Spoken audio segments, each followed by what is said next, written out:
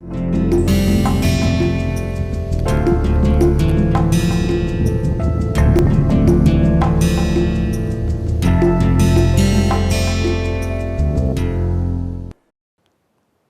to the course on error control coding and introduction to linear block codes. I am Adrish Banerjee. In this lecture, we are going to conclude our discussion on introduction, and so in this lecture, I will first describe what is the difference between block codes and convolutional codes, and then we will talk about some very simple decoding strategies, and finally we will explain what we mean by forward error correction, automatic repeat request, and hybrid ARQ. So as I said, we will first describe, so error correcting codes can be broadly classified into two classes, block codes and convolutional codes. We will describe what is meant by block code and what is meant by convolutional code, and we will bring out a difference and similarities between the two. Then we will talk about various decoding strategies, and finally we will talk about what we mean by forward error correction, hybrid ARQ, and automatic repeat request. So we will start with what is block codes. So as the name suggests, in block codes we take a block of k bits and map it to an n bit code word. So our information sequence is parsed into blocks of k bits, and we take this block of k bits and map it to a block of n bits.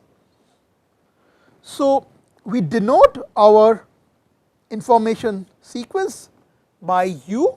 So this is a k bit sequence, u0, u1 to uk minus 1, and our encoder is going to map this k bits into an n bit sequence, which is denoted by V. Now in block codes, the encoder is memoryless. What do we mean by that? So when we encode a block of k bits, our output depends only on that current block of k bits. It does not depend on what were the previous blocks of data. It only depends, output only depends on the current k bits. So that is one property of block codes which makes it different from convolutional codes. Block codes are memoryless.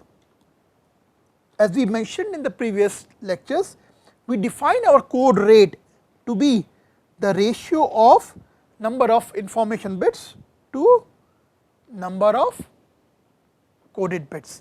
So the ratio of information bits to coded bit is basically will be denoted by code rate, and is typically denoted by R. K is number of information bits, n is the number of coded bits. So n minus k is number of redundant bits that we are adding to our information bits, and these are also known as parity bits. If we are considering without loss of generality, we will basically consider in these set of lectures binary code words. So our information sequence consists of zeros and ones. Similarly, our code sequence also consists of zeros and ones. Since we are considering a block of k bits and binary code words, so number of code words is basically 2 raised to power k. So a binary nk block code consists of 2k code words, each of length n. Now these code words need not be binary, however it is the same theory mostly applies to non-binary code words as well. So we will restrict our discussion to binary code words. So let us consider an example of a linear block code. So in this example, our number of information bits is 3, the number of coded bits is 6. So the code rate, which is ratio of number of information bits to number of coded bits, is 3 by 6, which is half. So what we have here is basically our message bits. Now k is 3, that means there are 2 raised to power 3, which is 8 code words, and these are basically from 000 to 111, these are the 8 code words. Now, the message, these are the 8 message bits, and corresponding to these message bits, these are the 8 code words. Now, 000 is mapped to all 0 sequence, 100 is mapped to 011100, likewise other sequences have been mapped. So, let us look at how we have mapped, how have we found out the message parity bits for this particular code word. So, let us look at each of the columns of these code words. So, let us look at this column first, which is 00001111. So, how was this column, how did we map to get this column? If you look at information bits, this column is nothing but same as this information bit. You can see 0 0 0 0 1 1 1 1. Similarly, look at this one. This column is same as this column, 0 0 1 1 0 0 1 1, and this column is same as this column. So, in other words, this bit of the code word is same as this bit of the information sequence, this bit of the code word is same as this bit of the information sequence, this bit of the code word is same as this bit of the information sequence. Now, let us look at this one. So, if we do U XOR of these two, look at this, 0 plus 0 is 0, 1 plus 0 is 1, 0 plus 1 is 1, 1 plus 1 is 0. We are talking about binary addition over binary field. So, 0 plus 0 is 0, 0 plus 1 is 1, 1 plus 0 is 1, and 1 plus 1 is 0. It is modulo 2 addition. So, 1 plus 1 is 0, this is 0 plus 0 is 0, 1 plus 0 is 1, 0 plus 1 is 1, and 1 plus 1 is 0. So, if we let us say denote this by U0, U1, U2, and we denote these by V0, V1, V2, V3, V4 and V5, what we have found out so far is V5 is same as U2, V4 is same as U1, V3 is same as U0, and what is V2? V2 was U0 plus U1. Now, let us look at V1. If we look at these two, U0 plus U2. So, 0 plus 0 is 0, 1 plus 0 is 1, 0, 0 plus 0 is 0, 1 plus 0 is 1, 0 plus 1 is 1, 1 plus 1 is 0, 0 plus 1 is 1, and 1 plus 1 is 0. So, V1 is nothing but U0 plus U2. Okay. Now, look at last this one V0. What is V0? We can see that this is same as U1 plus U2. This is U1 plus U2. So, 0 plus 0 is 0, 0 plus 0 is 0, 1 plus 0 is 1, 1 plus 0 is 1, 0 plus 1 is 1, 0 plus 1 is 1, 1 plus 1 is 0, and 1 plus 1 is 0. So, this is how we have mapped our information bits into our coded bits. Okay.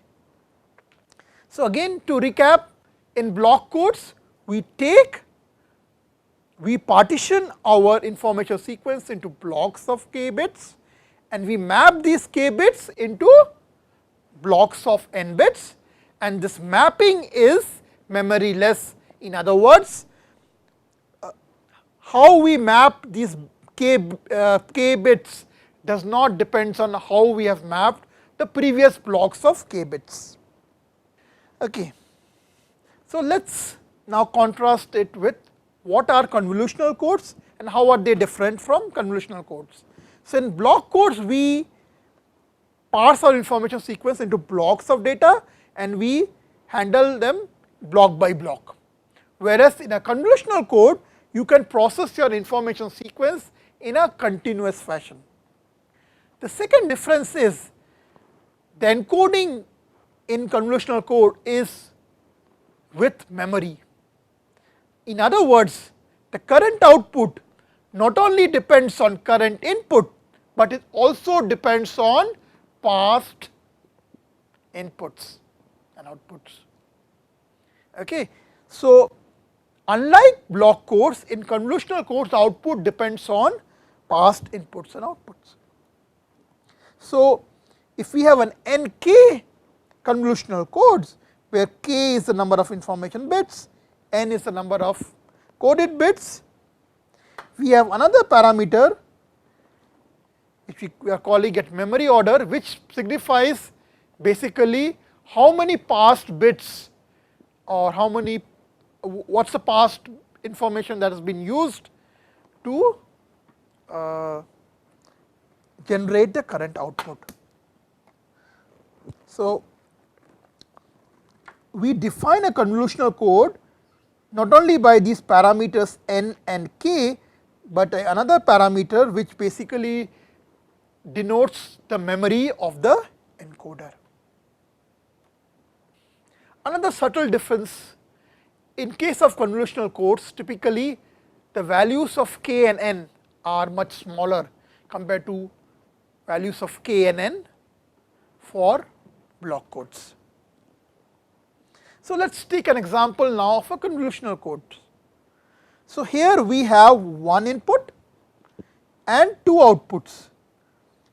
The input we are denoting by u of L, output we are denoting by v of L1, v of L2. Now, note here, each of the outputs here not only depends on the current input, which is u1, but it also depends on these past values. It also depends on what ul minus 1 was, what ul minus 2 was. So, this is an example of memory order 2. So, the current input, current output not only depends on current input, but also depends on past two values of the input. So, this is an example of a 2-1-2 convolutional code. N is 2, there are two outputs, k is 1, one input, and memory order is 2, because the output depends on past two values of information sequence. So, you can see here the first input, which is V1 VL1, it is basically UL plus UL minus 2. So, in other words, it depends on the current input and what was the input, past two values basically. And similarly, this one depends on current input, past input, one past input, and this UL minus 2. So, this is basically how. So, you can see the difference here, the output not only depends on current input, but it also depends on past inputs. Similarly, here basically you can see in a convolutional code the output depends on past inputs and outputs. Okay. So, that is one of the major difference between convolutional codes and block codes. Now, let us move to the topic of what sort of decoding strategy should we employ when we want to decode a code. So, Now, as I said, a decoder objective is, it takes as input the demodulated signal R, and it has to produce an estimate of the information sequence U hat, right. So, the decoder produces an estimate of the information sequence based on what it has received of demodulated output, which is R. Now, we can say this estimation of the information sequence problem is equivalent to estimating the code sequence, because there is one-to-one mapping from a particular code word to the information sequence. So, we can say equivalently the problem that decoder has to estimate is, it has to estimate the code sequence given a receive sequence R, because there is one-to-one mapping from the message bits to the code bits. So, what is a decoding strategy, or what is a decoding rule? A decoding rule is nothing but, given a receive sequence R, we are trying to estimate what our code sequence, transmit code sequence was. So, we are trying to estimate V hat or U hat from receive sequence R. So, we have to decide what rule or what logic should we use when we get receive sequence R, how do we assign that receive sequence R to any particular code word. Now, one of the policies which we can use is basically to minimize probability of error. Now, when does an error occur? When my decoded sequence is not same as my transmitted signal. So, my probability of error is given by probability then when my estimated sequence, which I denote by V hat, is not same as V. So, this can be written as probability of error given R receive sequence multiplied by probability of the receive sequence R and sum over all possible receive sequence. And error is nothing but when V is not same as V hat. So, I can write this equation in this particular form. So, if I want to minimize probability of error, I will have to minimize this. So, my decoding rule should be such that this is minimized. So, there are two terms in this, one is P of R and another is this term. Now, whatever V hat I choose, that does not change P of R. So, the choice of decoding rule does not change my P of R.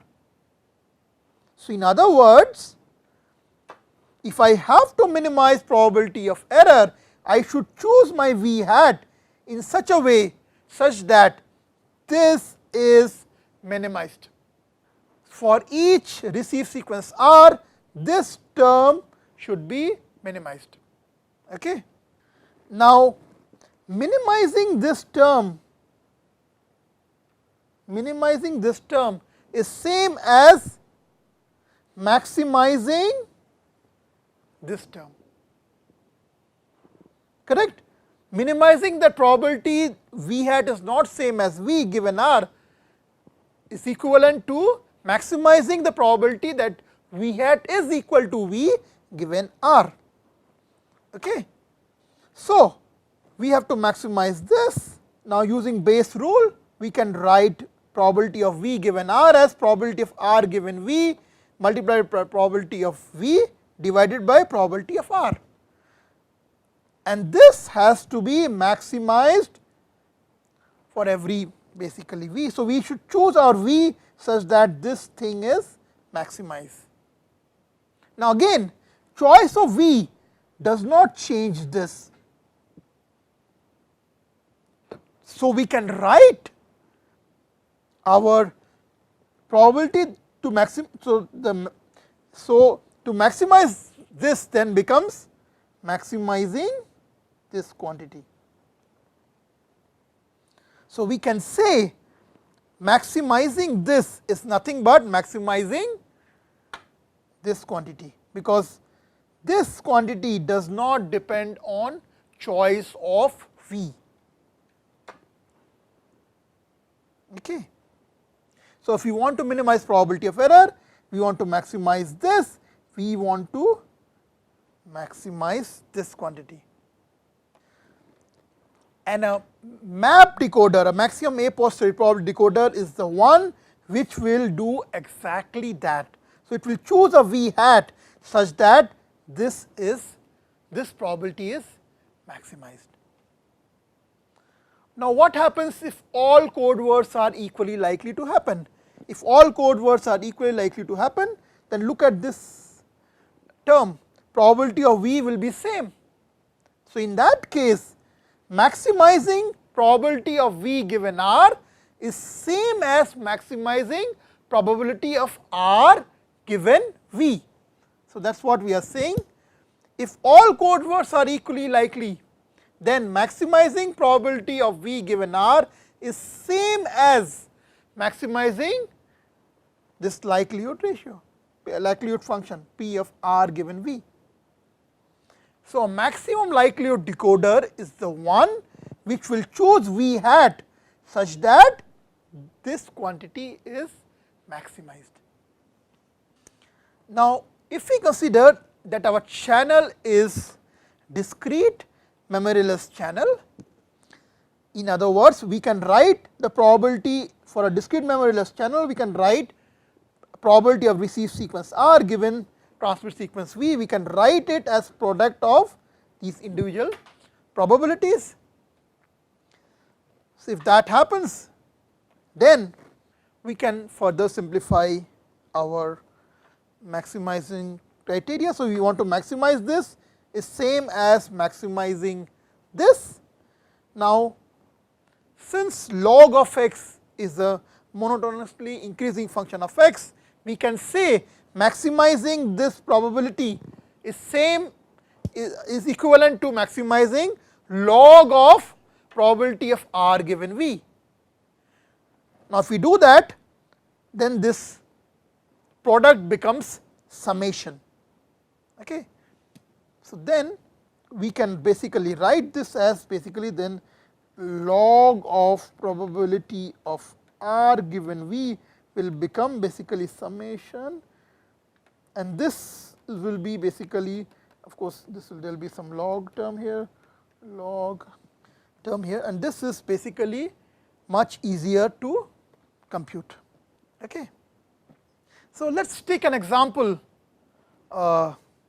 We are interested in finding what would be the maximum likelihood decoding rule for a binary symmetric channel. Now, recall what is a binary symmetric channel? There are two inputs, let us say 0 and 1, two outputs 0 and 1 with probability 1 minus p. I receive my bits correctly and there is a crossover probability of p. Okay. So, the question I am asking is, if I have a code word of length n which is transmitted over a binary symmetric channel whose crossover probability is p, what should be my maximum likelihood decoding rule? So, how do I solve it? As we just saw in the previous slide, maximizing probability of R for maximum likelihood decoder, we have to maximize probability of R given V, which is equivalent to maximizing log of probability of R given V. So, let us try to compute what is the log of R given V. Okay. Now, before I calculate probability of R given V, let me introduce another term which is called Hamming distance. Now, what is Hamming distance between two code words? So, Hamming distance between two code words or two n tuples, let us call it Hamming distance between R and V, both are n bit vector basically. So, Hamming distance between R and V is defined as number of positions in which R and V are differing. So, for example, if let us say R is 1 1 1 0 1 1 and V is 0 1 1 1 0 1, then what is the Hamming distance? It is differing in the first location 1, it is not differing here, not differing here, it is differing here, that is 2, it is differing in this location, that is 3, it is not differing in this location. So, R and V differs in 3 locations, one is this location, other is this location, third is this location. So, the Hamming distance between R and V is 3 in this case. Okay. Now, when we are sending an n bit code word over a binary symmetric channel, what happens? Some of the bits will get flipped with probability crossover probability p. Let us denote those number of flip bits by d. So, Hamming distance between two R and V will specify the locations where R and V are not same, and when R and V is not same, that means those are locations where error have occurred. So, number of positions that got flipped as a result of sending this code word over binary symmetric channel, that is denoted by this d of R and V, and the remaining number of bits which did not get changed, that is basically n minus d R V. So, these many bits did not get changed and these many bits got flipped. So, what is the probability that d bits got flipped? That is given by p raised to power d R V, and what is the probability that n minus d bits were received correctly? That is given by 1 minus p raised to the power this quantity. So, we can write probability of R given V as p raised to power d into 1 minus p raised to the power n minus d. Now, if we take log on both sides, then this will basically become n minus d log of 1 minus p plus d times log of p. Now, we take terms containing drv out. So, what we will get is drv log p by 1 minus p plus n times log of 1 minus p. So, to maximize this probability, we have to choose our v hat such that this is maximized. Now, look closely at both of these terms. Let us first look at this term. Does this term depend on selection of v? No, it depends on n, which is code word length, it depends on crossover probability p. So, whatever v we choose, it does not change this probability. So, in other words, to maximize this, then we will have to maximize this first term. Now, look at this term closely. Typically, the crossover probability will be smaller than half. If that happens, what happens to this ratio p by 1 minus p? This will be some ratio between 0 and 1. And what happens to log of a number which is between 0 and 1? That is a negative quantity. So, what we get then is, to maximize this, we have to maximize minus of drv, correct? So, a maximum likelihood decoder will choose a v such that minus of drv is maximized. In other words, we should choose a code word v in such a way such that drv is minimized. When DRV is minimized, then only minus of DRV will be maximized. So, that is what we are saying here.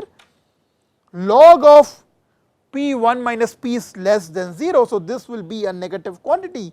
When you want to maximize a negative quantity, this term should be as small as possible, and this term does not depend on selection of V. So, this gives us a decoding maximum likelihood decoding rule for binary symmetric channel. And what is that? We should choose a V such that DRV is minimized. In other words, we should choose a code word V such that Hamming distance between the code word V and the received sequence is minimized, and that makes sense. And that is our maximum likelihood decoding rule. So, finally, I am going to conclude this lecture with definition of few error correcting strategies. The first one which I am going to describe is what is known as FEC, forward error correction. So, in systems where there is no feedback from the receiver to the transmitter, we are calling those systems as one way system, where transmission happens only in one direction from transmitter to receiver.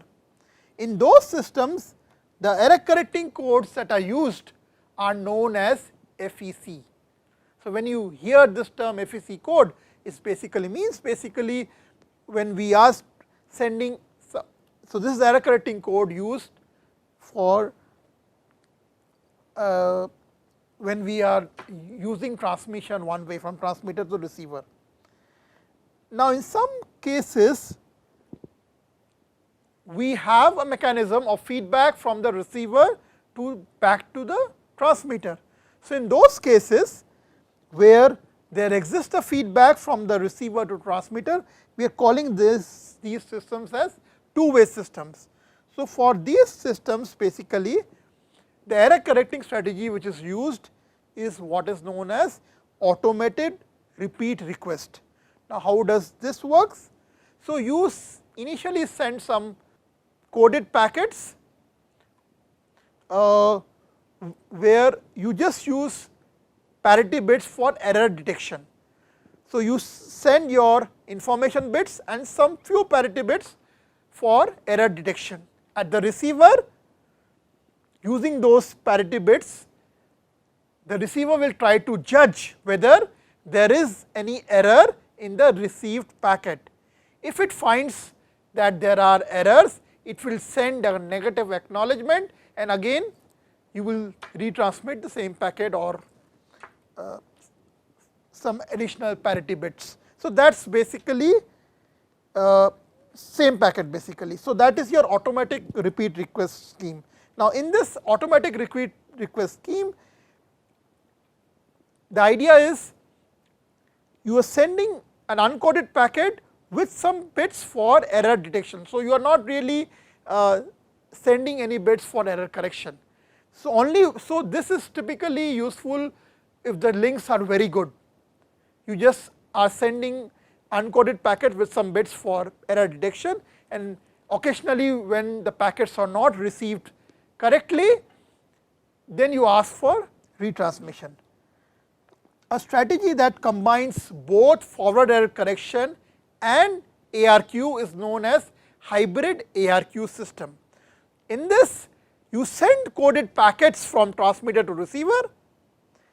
Now, if these coded packets are not received correctly by the receiver will basically send a negative acknowledgement, and then you will resend the same packet, or you will try to send some additional parity bits, and using those additional parity bits you will try to now decode the original packet.